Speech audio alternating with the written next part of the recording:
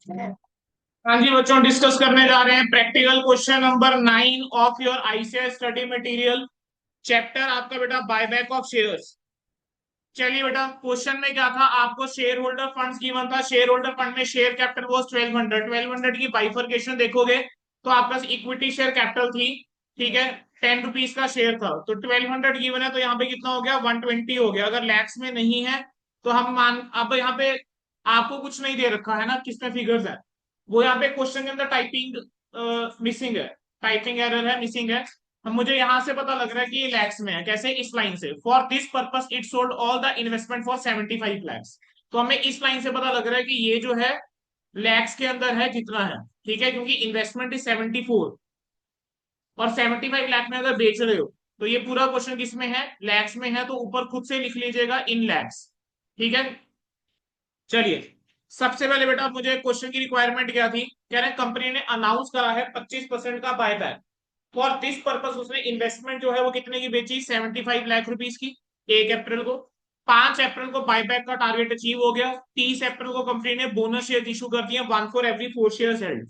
ठीक है, तो बेटा कैसे करेंगे क्वेश्चन, सबसे पहले बताओ मुझे नंबर ऑफ एग्जिस्टिंग शेयर्स कितने, नंबर ऑफ एग्जिस्टिंग शेयर्स बताओ बच्चों कितने। नंबर ऑफ एग्जिस्टिंग शेयर्स हो जाएंगे 1200 divided by 10, that will come to be 120 lakhs. 120 lakh number of shares हो गए। अच्छा, number of shares to be bought back बोलो बेटा कितने, number of shares to be bought back, हाँ जी, नंबर ऑफ शेयर्स बेटा टू बी बॉट बैक कितने हो जाएंगे, 120 लैक्स का 25%, 125 लाख का 25% ये आ जाएगा 30 लाख। ठीक है, हो गया। अच्छा, नंबर ऑफ शेयर्स मुझे बताओ आफ्टर बायबैक कितने, number of shares after buyback कितने, बायबैक के बाद नंबर ऑफ शेयर्स हो जाएंगे 90 लाख। अच्छा, मुझे बताओ number of shares, number of bonus shares to be issued कितने, number of bonus shares to be issued कितने, 1 for every 4 है, तो 90 lakhs. I will multiply this by 1/4, तो 22.5 लाख जो है वो आपके पास क्या आ गया, नंबर ऑफ शेयर्स आ गए। क्लियर है, डन, आगे बढ़ सकता हूं। अच्छा, आप जनरल पे आ जाओ, जनरल की बात करते हैं। तो जितनी होगी ये सारी किस में आएंगी, रुपीज इन लैक्स रहेगा। सबसे पहले एंट्री कौन सी डेट पे हो जाएगी, अप्रैल 1 को। कोई ऐसा बच्चा जिसने डेट्स नहीं लिखी है, डेट्स आएंगी बेटा, जहां क्वेश्चन में डेट्स गिवन है वहां पे डेट्स आनी है। अप्रैल 1 को क्या हुआ, इन्वेस्टमेंट बेची आपने, 74 लाख वाली इन्वेस्टमेंट 75 में बेची, तो bank account debit to non current investments, bank account debit to non current investments. Bank में कितना आ जाएगा, बैंक में आ जाएगा 75, नॉन करंट इन्वेस्टमेंट 74। तो बाकी आपका गेन हो गया था, तो प्रॉफिट एंड लॉस के अंदर कितना आ जाएगा, प्रॉफिट एंड लॉस के अंदर बेटा फिर 1 लाख आ जाएगा। चलिए नेक्स्ट क्या हो जाएगा, अप्रैल 5 को उसने बोला बायबैक कंप्लीट हो रहा है, तो अप्रैल 5 को सारी एंट्रीज कर दो बायबैक की। अप्रैल 5 को बायबैक की सारी एंट्रीज हो जाएंगी बेटा, क्या क्या एंट्रीज आ जाएंगी बायबैक की। आप इक्विटी शेयर कैपिटल को क्या करेंगे, डेबिट करेंगे। आप इक्विटी शेयर कैपिटल को डेबिट करो, इक्विटी शेयर कैपिटल को डेबिट करेंगे। कितने से डेबिट करोगे इक्विटी शेयर कैपिटल को, 30 बायबैक कर रहे हो, तो 30 × 10 कम्स आउट टू बी 300। ठीक है, उसके बाद बेटा नेक्स्ट क्या है, नेक्स्ट क्या आ जाएगा बोलो जरा, premium on buyback. Premium on buyback बोलो कितना, प्रीमियम ऑन बायबैक हो जाएगा, बायबैक प्राइस क्या है, बायबैक प्राइस कितना गिवन है क्वेश्चन में, 15 है, तो 5 रुपीज हो गया, तो 150 आ जाएगा प्रीमियम ऑन बायबैक। क्रेडिट क्या कर दोगे to equity share holder, credit कर देंगे इक्विटी शेयर होल्डर। कितने से इक्विटी शेयर होल्डर को क्रेडिट कर दोगे, 450 से बेटा इक्विटी शेयर होल्डर क्रेडिट हो गया। चलिए, अब क्या करोगे, पेमेंट की एंट्री कर दूंगा, ये भी अप्रैल 5 को ही हो जाएगी। तो अप्रैल 5 को आप क्या कर दोगे, equity share holder account debit to buy back, equity share holder to bank, equity share holder to bank बोलो बच्चे कितना, 450 और 450। चलिए, अब ये जो प्रीमियम और बायबैक था इसको मुझे राइट ऑफ करना पड़ेगा, तो इसको राइट ऑफ करने के लिए सिक्योरिटीज प्रीमियम, एंट्री भी किसी दिन होगी, अप्रैल 5 को ही होगी। तो एंट्री हो जाएगी securities premium account debit, entry क्या हो जाएगी, securities premium debit to premium on buyback, securities premium to premium on buyback. ठीक है। अच्छा, क्या नए शेयर इशू करे हैं क्या, क्या नए शेयर इशू करें हैं इसके अंदर? नहीं ना, बोनस तो अलग हो गया ना। प्रीम आपने बायबैक के लिए तो नए शेयर इशू नहीं करे ना, तो सीआरआर के अंदर अमाउंट भी जाएगा क्या फिर? अब सीआरआर में क्या एंट्री पास करूंगा ट्रांसफर करने की, बताओ जरा। मेरे पास जनरल रिजर्व के अंदर कितना पड़ा हुआ है, जनरल रिजर्व के अंदर 265 पड़ा है, और मेरे को चाहिए टोटल 300, तो बाकी P&L यूज कर लूंगा। तो जनरल रिजर्व को डेबिट कर दूं कितने से, 265 से। जनरल रिजर्व डेबिट हो जाएगा कितने से बेटा, 265 से। प्रॉफिट एंड लॉस क्या हो जाएगा, डेबिट हो जाएगा कितने से, प्रॉफिट एंड लॉस डेबिट हो जाएगा 35 से। क्रेडिट क्या हो जाएगा बेटा, कैपिटल रिडम्पशन रिजर्व, हमेशा पूरा लिखेंगे बेटा कैपिटल रिडम्पशन रिजर्व, ठीक है बच्चे। तो कैपिटल रिडम्पशन रिजर्व बेटा पूरा लिखना है, तो capital redemption reserve will come out to be 300। बोलो यहां तक क्लियर हो गया? हाँ जी।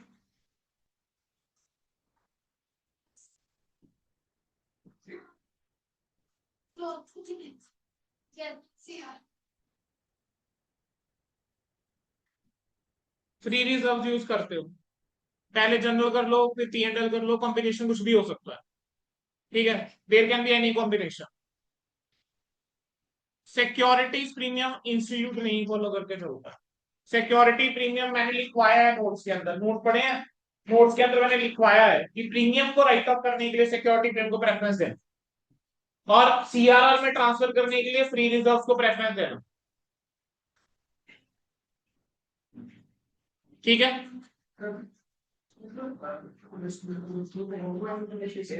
कौन सी इन्वेस्टमेंट? हाँ जी, किस पे माइनस होनी चाहिए? सीआरआर से इन्वेस्टमेंट कैसे माइनस कर देगा भाई, क्या बात कर रहे हो?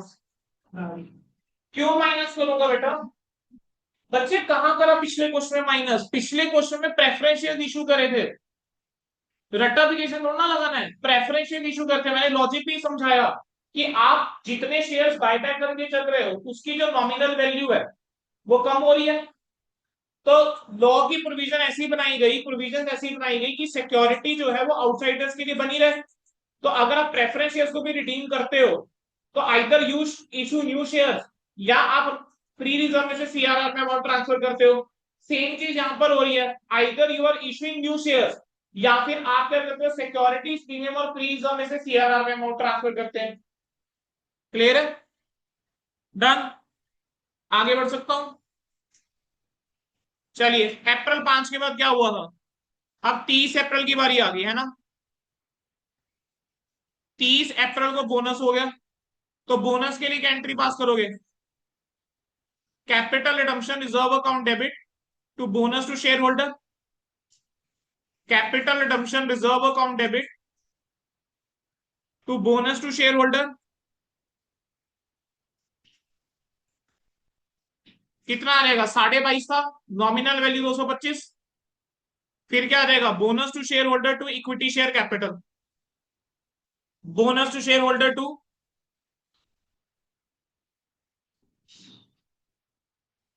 Equity share capital.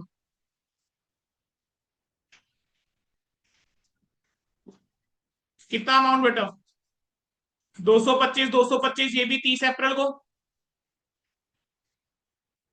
अब क्या आ जाएगा बेटा, बैलेंस शीट, क्वेश्चन में बैलेंस शीट भी बनानी है, किस किसने बैलेंस शीट बना ली?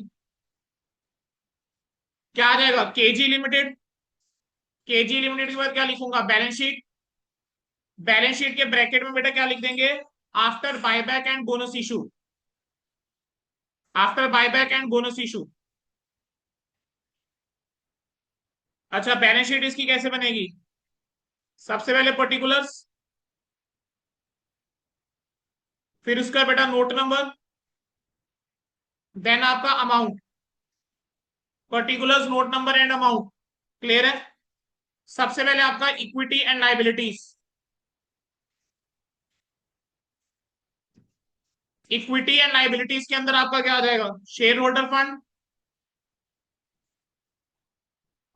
शेयर होल्डर फंड के नीचे दो चीजें, share capital and reserves and surplus. याद है तो बहुत बढ़िया, अगर चीजें याद नहीं है तो आपको इस क्वेश्चन में बैलेंस शीट उन्होंने वैसे बना के दे रखी है। Share capital note number 1, reserve and surplus का नोट बना दूंगा नोट नंबर 2। उसके बाद आपको बैलेंस शीट में क्या गिवन है, non current liabilities. Non current liabilities के अंदर लॉन्ग टर्म बोरोविंग्स गिवन है, तो वो एज इट इज आ जाएंगी लॉन्ग टर्म बोरोविंग्स। तो ये आ गया बेटा लॉन्ग टर्म बोरोविंग्स। अच्छा, लॉन्ग टर्म बोरोविंग्स के बाद बेटा क्या आइटम गिवन है, करंट लाइबिलिटीज। करंट लाइबिलिटीज में you have trade payables.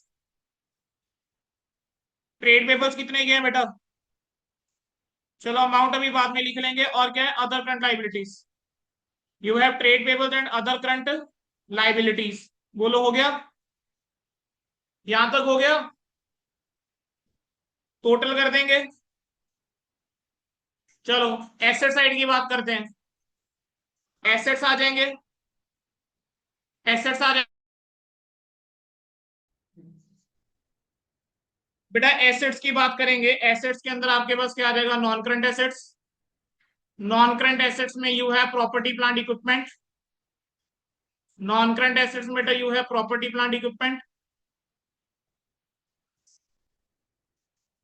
Property plant equipment के बारे में अलावा बच्चे और क्या है, करंट एसेट्स। करंट एसेट्स में वी हैव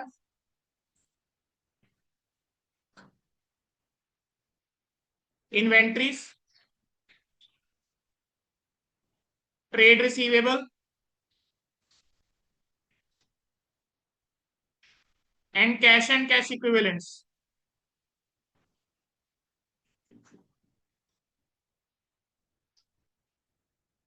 ठीक है जी। अब प्रॉपर, अब जो जो वैल्यूज तो आपको सीधा सीधा पता है बेटा वो लिख लो। अब मैं पहले इसी बैलेंस शीट को कंप्लीट कर देता हूँ। शेयर कैपिटल मुझे बताओ कितना आना चाहिए। शेयर कैपिटल जो है दैट इज 1200। 1200 की शेयर कैपिटल है, लेकिन आपने क्या करा, आपने कुछ तो बायबैक भी करा। आपने कितना बायबैक करा है, आपने 300 बायबैक करा, तो कितना रह गया 900। बट आपने उसके ऊपर क्या करा, बोनस शेयर इशू कर दिए 225 के।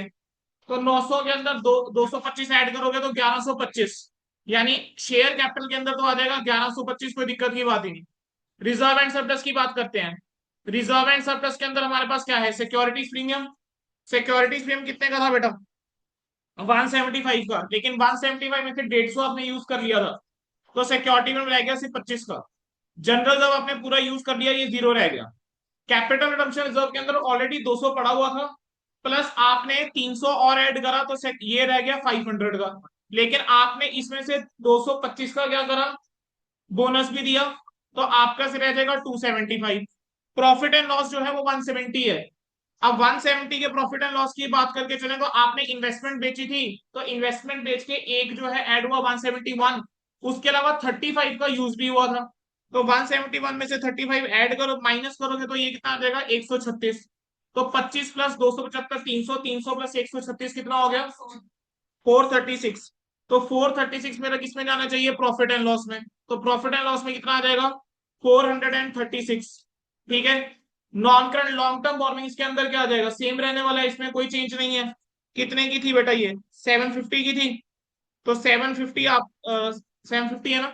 ठीक है, ट्रेड पेबल सेम रहेगा 745।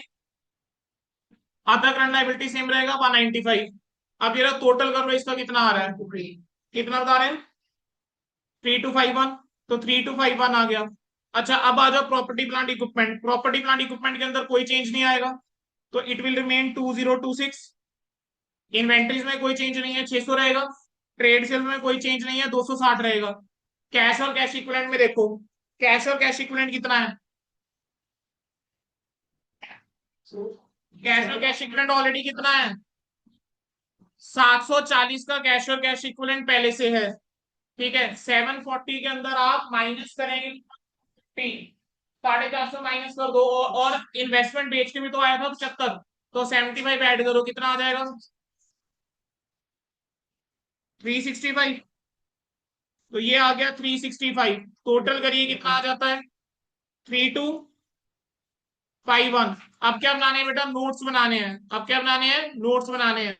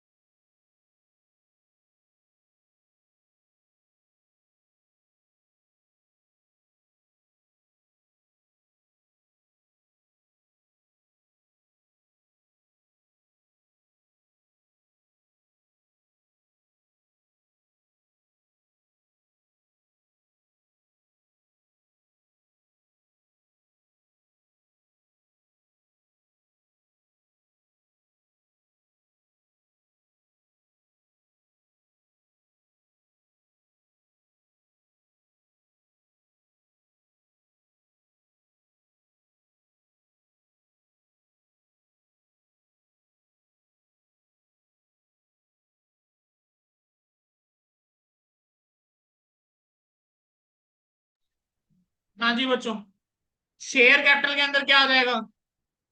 Authorised, issued and subscribed capital, authorised, issued and subscribed capital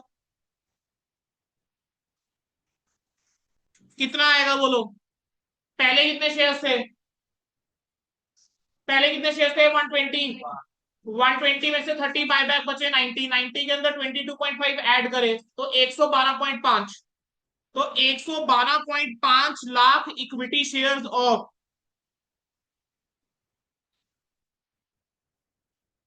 ₹10 each. ठीक है, तो 1125 चला जाएगा बाहर। इसके ब्रैकेट में क्या लिखना पड़ेगा? आउट ऑफ अबव 22.5 लाख, तब जाके पूरे नंबर मिलेंगे। ये लिखना पड़ेगा 22.5 lakh shares have been issued by way of bonus, by way of bonus. जैसे बेटा फाउंडेशन लेवल पे आप डिस्क्लोजर देते थे बोनस वाले चैप्टर में, बिल्कुल वैसे। ठीक है, और हमने ये काम उसमें भी करा है, शेड्यूल 3 वाले टॉपिक में भी। ठीक है, तो ये नोट नंबर 1 आ गया। Note number 2 reserve and surplus, बाकी नोट्स में नहीं बना रहा क्योंकि कॉपी पेस्ट चल रहे हैं। Note number 2 reserve and surplus, reserve and surplus के अंदर सबसे पहले सिक्योरिटीज प्रीमियम। ठीक है, सिक्योरिटीज प्रीमियम कितने का था? सिक्योरिटी प्रीमियम की बंदा 175 का। अब 175 में से माइनस कर दूंगा utilise for writing off premium on buyback, utilise for writing off premium on buyback. तो माइनस करो बेटा, कितना आ जाता है? 150 आप माइनस कीजिए, आपका बचता है 25। चलिए, इसके बाद क्या आ जाएगा? General job. जनरल जॉब कितना दे रखा था मुझे? 265 का। इसमें से माइनस कर दोगे सीधा ट्रांसफर टू सीआरआर। तो सीआरआर में 265 ट्रांसफर किया, वो माइनस करके दिखा दोगे या नील दिखाना है? इसका नेक्स्ट क्या होगा? Capital redemption reserve. Capital redemption reserve जो है वो कितना था? कैपिटल रिडम्पशन रिजर्व जो है वो कितना था? 200 था। इसके अंदर ऐड करोगे एडिशंस, एडिशन कितनी थी? 300 की थी। और इसमें से माइनस करोगे यूटिलाइज फॉर बोनस इशू। तो utilise for bonus issue minus कीजिए 225, तो आपका कितना बचता है? 275 बेटा, ये बच गया। नेक्स्ट क्या आ जाएगा? Profit and loss. Profit and loss का बैलेंस कितना था? 170। 170 के अंदर मैंने ऐड कर दिया profit on sale of investment. Profit on sale of investment कितना आ जाएगा? एक, टोटल करोगे 171, इसमें से माइनस करके दिखाओगे क्या? ट्रांसफर्ड टू सीआरआर 35, इसमें से माइनस कीजिए, क्या बचा? 136। सबका टोटल करोगे कितना आ जाएगा? 436। बाकी दो नोट्स बेटा कॉपी पेस्ट चल रहे हैं। ठीक है, अब बेटा I will be taking up just one more question from this chapter, that is your last question from my side and for this chapter, illustration number 4। बाकी जो क्वेश्चन है वो आपका होमवर्क है। मैंने सारी इलस्ट्रेशन क्लास में डिस्कस करी है। हमने 1 कर लिया क्लास में, 2 कर लिया, इलस्ट्रेशन नंबर 3 किया, इलस्ट्रेशन नंबर 5 किया, इलस्ट्रेशन नंबर 6 किया। प्रैक्टिकल क्वेश्चन के अंदर मैंने आपके साथ एक प्रैक्टिकल क्वेश्चन डिस्कस करा है, that is practical question number 9। ठीक है, बाकी जो आपके 3 प्रैक्टिकल क्वेश्चन और है, practical question number 8 is there, 10 is there and 11 is there.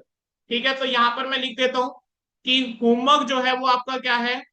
अब इस चैप्टर का जो होमवर्क है that is practical question number 8, 10 and 11। Homework कह लो या फॉर प्रैक्टिस कह लीजिए। इन तीनों क्वेश्चन में बेटा आपको कोई डाउट नहीं आएगा। कहीं पर डाउट आएगा तो आप लोग मेरे से पूछ लें। ठीक है, किसी बच्चे से नहीं होंगे, और मैं कोई टाइमलाइन नहीं देके चल रहा। अपने लेवल पे जब मर्जी करो ये 3 क्वेश्चन, जब डाउट आएगा पूछ लेना। There is no specific timeline to complete, but yes कोशिश करना, अगर आज या कल में ही कर लेते हो, टाइम निकलता है आज कल में कर लेते हो, तो बेटर रहेगा, आपका ये टॉपिक तैयार हो जाए। ठीक है, चलिए practical question 8, 10 and 11 is your homework. Now we will be starting with the last illustration.